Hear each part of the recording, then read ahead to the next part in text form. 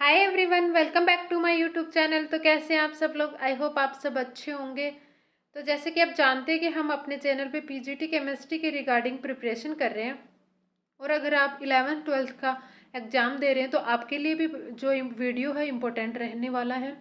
आज हम इस वीडियो में जिस टॉपिक पे बात करेंगे तो वो हमारा रहने वाला है एटॉमिक स्ट्रक्चर, यानी एटम के जो बेसिक कॉन्सेप्ट हैं वो यहाँ पे आज हम डिस्कस करेंगे। तो चलिए वीडियो को स्टार्ट करते हैं। तो यहाँ पे हमारा टॉपिक है एटॉमिक स्ट्रक्चर, यानी एटम की जो स्ट्रक्चर है, किस तरह से एटम की डिस्कवरी हुई, कौन सी थ्योरी है जो एटम के बारे में बताती है, तो वो सब हम यहाँ पे डिस्कस करेंगे।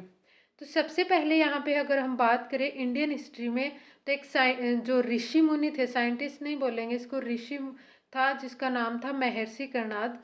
उसने बहुत सालों पहले ये बताया कि जो हमारा मैटर होता है वो जिस पार्टिकल से मिलकर बना है, यानी जो सबसे छोटा पार्टिकल है, तो उसको हम परमाणु बोलते हैं। यानी परमाणु का आइडिया जो दिया था सबसे पहले, तो वो महर्षि कर्णाद ने दिया था। उसने कोई डिस्कवरी या फिर कोई थ्योरी नहीं बनाई थी, पर उसने आइडिया दे दिया था कि हमारा जो मैटर है वो जिस पार्टिकल से मिलकर बना है, जो सबसे छोटा पार्टिकल है जिसको हम फर्दर डिवाइड नहीं कर सकते, तो वो परमाणु है। उसने उसको परमाणु नाम दिया था। लेकिन बाद में क्या हुआ था, थ्योरीज आई अलग अलग, उन्होंने एटम के बारे में अच्छे से डिस्कस किया था। तो सबसे पहला हमारा है एटम। यानी एटम क्या होता है, यहाँ पे एटम के बारे में हम देखेंगे। Each element is composed of smallest particle known as atom. यानी हमारे जो एलिमेंट्स होते हैं, हर एलिमेंट्स जो है वो एक स्मॉलेस्ट पार्टिकल से मिलकर बना है। उस स्मॉलेस्ट पार्टिकल को ही हम क्या बोल देते हैं, एटम बोल देते हैं। यानी सबसे छोटा पार्टिकल जिससे हमारा एलिमेंट मिलकर बना है, और जो प्रॉपर्टी एलिमेंट में आई है वो उस पार्टिकल की प्रॉपर्टी जो है वो शो कर रहा है, तो उसको हमने क्या नाम दिया था, एटम। अब एटम जो होता है एक ग्रीक वर्ड है जिसका मतलब क्या होता है, नोट टू बी कट। यानी आगे हम इसको फर्दर डिवाइड नहीं कर सकते, आगे हम इसको कट नहीं कर सकते। यानी ये एक सबसे छोटा पार्टिकल है किसी भी एलिमेंट का जिससे वो मिलकर बना है, जिसे हम क्या कर सकते हैं, फर्दर डिवाइड नहीं कर सकते। तो वही जो हमारा होता है तो वो क्या होता है, एटम। उसको हमने नाम दिया है एटम। अब यहाँ पे जिसने सबसे पहले ऑथेंटिकल, या जिसने डिस्कवरी करी, जिसने प्रूफ दिया कि जो हमारा सबसे छोटा पार्टिकल है वो एटम होता है, यानी एटम पे जिसने सबसे पहले स्टडी करी, वो हमारा था जॉन डाल्टन। और उसी के नाम पे उसकी थ्योरी का नाम पड़ा John Dalton theory of atom. तो ये भी यहाँ से एक क्वेश्चन बन जाता है कि जो एटम की थ्योरी थी, जो सबसे पहले थ्योरी दी थी, जिसने सबसे पहले एटम पे काम किया था, इसके स्ट्रक्चर पे काम किया था, तो वो कौन सा साइंटिस्ट था, तो वो हमारे जॉन डाल्टन थे। अब उसने स्टडी करी और उसने कुछ पोस्टुलेट दिए, जो मेन मेन पोस्टुलेट है वो हम यहाँ पे डिस्कस करेंगे। तो सबसे पहला है इसमें, उसने कहा कि मैटर कंसिस्ट ऑफ इंडिविजुअल और स्मॉलेस्ट पार्टिकल। यानी जो हमारा मैटर होता है, जो भी पदार्थ होता है, तो वो जिस पार्टिकल से मिलकर बना है वो सबसे स्मॉलेस्ट पार्टिकल है, इंडिविजुअल पार्टिकल है। यानी वो किसी और से मिलकर बना हुआ नहीं है, वो उसको हम फर्दर डिवाइड नहीं कर सकते। तो इसने ये बात कही कि एटम जो होता है वो इंडिविजुअल है, उसको डिवाइड नहीं किया जा सकता आगे। दूसरा इसने क्या कहा कि each element consist of a specific type of atom. यानी हमारे हर एलिमेंट जो होगा वो अलग अलग एक स्पेसिफिक टाइप ऑफ एटम से मिलकर बना हुआ है। जैसे अगर हम बात करें, हाइड्रोजन एलिमेंट है हमारा, ऑक्सीजन एलिमेंट है, नाइट्रोजन है, क्लोरीन है, इस तरह से जो हमारे एलिमेंट है, तो उन सब में जो है एक स्पेसिफिक टाइप का ही एटम मिलेगा। सबके एटम एक जैसे नहीं रहेंगे, जैसे हाइड्रोजन का अलग है, ऑक्सीजन का अलग है, तो ऑक्सीजन वाला जो स्पेसिफिक है ऑक्सीजन के लिए, हाइड्रोजन वाला हाइड्रोजन के लिए स्पेसिफिक है। तो यानी हर हमारा ईच एलिमेंट जो है वो एक स्पेसिफिक टाइप ऑफ एटम से मिलकर बनता है। नेक्स्ट उसने बताया कि कंपाउंड जो होता है ना वो कब बनता है, जब हमारा डिफरेंट एलिमेंट कंबाइंड होते हैं एक फिक्स रेशियो में। यानी उसने क्या कहा कि जब भी कंपाउंड का फॉर्मेशन होगा ना, तो वहाँ पे हमारे डिफरेंट डिफरेंट एलिमेंट जो है वो कंबाइंड होंगे, लेकिन वो एक फिक्स रेशियो में होंगे। यानी कोई रेशियो रहेगा, उस रेशियो में अगर वो जुड़े हुए हैं तो जो कंपाउंड बनेगा हमारा उसको हम कंपाउंड बोलेंगे, या फिर जैसे हम एग्जाम्पल से यहाँ पे ज़्यादा अच्छे से समझ में आएगा, तो हम एग्जाम्पल से समझते हैं। जैसे हमने ले लिया H2O। अब यहाँ पे H2 में जो हाइड्रोजन और ऑक्सीजन का रेशियो है वो 2:1 है, यानी 2 यहाँ पे हाइड्रोजन जुड़े हुए हैं, 1 हमारा यहाँ पे ऑक्सीजन जुड़ा हुआ है। अब जो वाटर होता है हमें पता है उसकी सोर्स अलग अलग हैं, जैसे रिवर का वाटर है, या फिर किसी ओशन का वाटर है, या फिर हम किसी भी टैप वाटर ले सकते हैं। तो जितने भी वाटर है हमारा, जितना भी पानी है ना, तो वो पानी उसका रेशियो यही रहेगा उसमें H2O, ये इसका फॉर्मूला है। ये यानी हर वाटर जो किसी भी जगह का हम पानी ले सकते हैं तो उसका रेशियो जो है वो सेम रहने वाला है, वहाँ H2O ही रहेगा। अगर हमने ये रेशियो चेंज कर दिया, तो जैसे H2O2 कर दिया ना, तो ये हमारा कंपाउंड जो बनेगा वो उसकी प्रॉपर्टी डिफरेंट रहेगी एज कम्पेयर टू वाटर। अब ये वाटर नहीं रहा, यहाँ पे ये हाइड्रोजन पेरोक्साइड बन गया, और हाइड्रोजन पेरोक्साइड की प्रॉपर्टी अलग है, वाटर की प्रॉपर्टी अलग है। यानी जब भी कंपाउंड बनेगा ना तो एक फिक्स रेशियो में बनेगा, अगर वो रेशियो हमने चेंज कर दिया तो कंपाउंड हमारा चेंज हो जाता है। तो इस तरह से ये बात भी उन्होंने कही थी। नेक्स्ट उसने बताया कि जो केमिकल रिएक्शन होती है उसमें क्या होता है, रीऑर्गेनाइजेशन ऑफ एटम।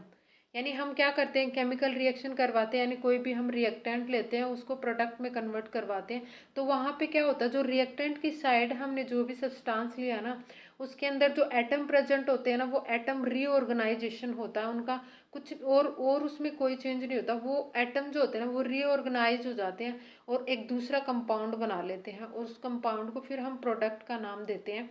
तो इस तरह से उसने कहा था कि एटम जो होता है ना उसको ना तो हम क्रिएट कर सकते हैं और ना ही हम उसको डिस्ट्रॉयड कर सकते हैं, मीन्स उसको चेंज कर सकते हैं, उसको रीऑर्गेनाइज कर सकते हैं, जो हम केमिकल रिएक्शन में करते हैं। जब भी केमिकल रिएक्शन करवाते हैं तो हम क्या करते हैं, जो एटम हमने रिएक्टेंट की साइड लिए हैं उनको रीऑर्गेनाइज करवाएंगे, यानी उनकी पोजीशन चेंज कर देंगे, किसी और एटम के साथ जुड़ जाते हैं, वो नेगेटिव पॉजिटिव में ब्रेक होकर के, और वो प्रोडक्ट बना लेते हैं वहाँ पे। तो जो प्रोडक्ट है उसकी प्रॉपर्टी अलग रहेगी, जो रिएक्टेंट लिया है उसकी प्रॉपर्टी अलग रहेगी, क्योंकि वहाँ पे जो एटम है ना वो एक्सचेंज हो गए हैं, उस वजह से उसके जो प्रोडक्ट बना है उसमें भी क्या आ जाता है, चेंजेस आ जाते हैं, उसकी प्रॉपर्टीज चेंज हो जाती हैं। तो ये सारी बातें जो थी वो हमारे इस थ्योरी में हमने डिस्कस करी है, ये हमारे डोल्टन ने बताई थी। अब ये जो ऊपर थे उसके पोस्टुलेट थे, यानी उसने जो जो बताया, उसने जो डिस्कवरी करी, उसने जो स्टडी करी, तो उसके जो रिजल्ट्स आए थे वो उसने बता दिए। लेकिन कुछ चीज़ें ऐसी थी जो है वो एक्सप्लेन नहीं कर पाया, तो उसकी जो थ्योरी है उसके कुछ लिमिटेशन हम पढ़ेंगे, यानी उसकी कुछ कमियां थी जो वो एक्सप्लेन नहीं कर पाया। तो पहला था यहाँ पे देखो, Dalton theory failed to explain why atom of different kinds should different in valency and mass। यानी जो हमारे एटम्स होते हैं उनका जो डिफरेंट काइंड ऑफ एटम है उनकी जो वैलेंसी और मास है वो डिफरेंट डिफरेंट क्यों होती है, वो एक्सप्लेन नहीं कर पाया था। एक यहाँ पे उसने एक्सप्लेन नहीं किया था कि आइसोटोप्स और आइसोबार क्यों बनते हैं, क्योंकि यहाँ पे आइसोटोप्स का मतलब क्या होता है कि कोई भी हमारे एलिमेंट है उनके एटॉमिक नंबर तो सेम है बट उनके मास में चेंज आ रहा, उनके मास अलग अलग है, तो वो ऐसा क्यों होता है वो एक्सप्लेन नहीं कर पाया था। आइसो बार का मतलब क्या होता है, आइसो का मतलब होता है सेम, बार मतलब होता है हमारा मास, यानी किसी भी एलिमेंट का मास तो दोनों का सेम है बट उनके एटॉमिक नंबर अलग अलग है, तो ऐसा क्यों होता है वो भी वो एक्सप्लेन नहीं कर पाया था। एक यहाँ पे उसने जो सब एटॉमिक पार्टिकल्स होते हैं हमारे उनकी डिस्कवरी नहीं कर पाया था वो, यानी जो प्रोटॉन इलेक्ट्रॉन न्यूट्रॉन। अब हमें पता है कि एटम के अंदर इलेक्ट्रॉन प्रोटॉन न्यूट्रॉन भी होते हैं, लेकिन इस टाइम तक ये डिस्कवर नहीं हुआ था, और ये भी एक्सप्लेन नहीं कर पाया था कि जो एटम होता है उसके अंदर और सब एटॉमिक पार्टिकल प्रेजेंट है। इसने ये कहा था कि जो हमारा एटम है वो इंडिविजुअल है, उसके अंदर और कुछ नहीं है, वो किसी और से जुड़ा हुआ नहीं है, वो अकेला है, उसको हम फर्दर कट नहीं कर सकते, तो यही उसने कहा था। तो ये भी उसकी एक लिमिटेशन थी कि वो न्यूट्रॉन प्रोटॉन इलेक्ट्रॉन के बारे में डिस्कवर नहीं कर पाया था। नेक्स्ट हम यहाँ पे बात करते हैं अब डिस्कवरी ऑफ फंडामेंटल पार्टिकल्स। जो फंडामेंटल पार्टिकल्स हैं उनमें हम कंसिडर करेंगे हमारे इलेक्ट्रॉन, प्रोटॉन, न्यूट्रॉन को। इन्हीं को हमने क्या बोला है कि ये फंडामेंटल सब एटॉमिक पार्टिकल्स होते हैं जो हमारे एटम के अंदर प्रेजेंट हैं। तो सबसे पहले हम देखेंगे कि जो इलेक्ट्रॉन है हमारा, उसकी डिस्कवरी किस तरह से हुई, कौन सा एक्सपेरिमेंट किया गया था जिससे हमें इलेक्ट्रॉन जो है वो मिले थे या जिसके बारे में पता चला था। तो सबसे पहले हम इलेक्ट्रॉन के बारे में बात करेंगे। तो ये हमें याद रखना है कि जो इलेक्ट्रॉन की जो डिस्कवरी करी थी वो जे थॉमसन आता है। 1 नंबर में ये क्वेश्चन पूछ लिया जाता है कि इलेक्ट्रॉन की डिस्कवरी किसने करी थी, तो वो जे थॉमसन था। और इस इलेक्ट्रॉन पे जो था नेगेटिव चार्ज प्रेजेंट होता है, यानी इलेक्ट्रॉन जो होता है वो नेगेटिवली चार्ज पार्टिकल्स होता है। अब यहाँ पे हम देखेंगे कि कौन सा एक्सपेरिमेंट किया गया इलेक्ट्रॉन को डिस्कवर करने के लिए। तो सबसे पहले हम देखेंगे जो फेराडे था, साइंटिस्ट था फेराडे, उसने क्या बताया कि जब भी हम कोई सॉल्यूशन लेते हैं, ये यहाँ पे हमने सॉल्यूशन ले लिया बीकर में, और यहाँ पे हम 2 इलेक्ट्रोड जब उसमें डीप करते हैं और उसको इलेक्ट्रिसिटी से जब जोड़ते हैं ना, तो वहाँ पे क्या होता है कि इलेक्ट्रिसिटी के फ्लो के कारण वो जो इलेक्ट्रोड थे दोनों, उस एनोड पे यहाँ पे कुछ डिपॉजिट हो जाता है। इस तरह से उसने ये सॉल्यूशन लिया, 2 इलेक्ट्रोड, मेटल के 2 इलेक्ट्रोड लिए, यहाँ इसको बैटरी से जोड़ दिया और इलेक्ट्रिसिटी इसमें प्रोवाइड करवाई। तो उसने देखा कि वहाँ पे एक जो हमारा इलेक्ट्रोड है ना, उस पर कुछ डिपोजिशन हुआ है, उस पर कुछ जो सब्सटेंस है उस पर एक लेयर सी जमा हो जाती है। तो वो उसने ये तो बता दिया कि ये जो हुआ है वो इलेक्ट्रिसिटी की वजह से हुआ है, लेकिन उसने ये नहीं बताया कि इलेक्ट्रिसिटी जो है वो फ्लो किस वजह से कर रही है। तो यहाँ इतना नहीं बता पाया था वो।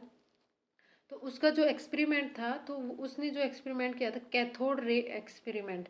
कैथोड रे नाम क्यों दिया गया, क्योंकि जो रेज वहाँ से निकली थी वो कैथोड से निकली थी, उसी के नाम पे इसका नाम पड़ा था कि कैथोड रे एक्सपेरिमेंट। इसमें उसने एक ट्यूब लिया था, उसमें 2 इलेक्ट्रोड यहाँ पे यूज करेंगे हम।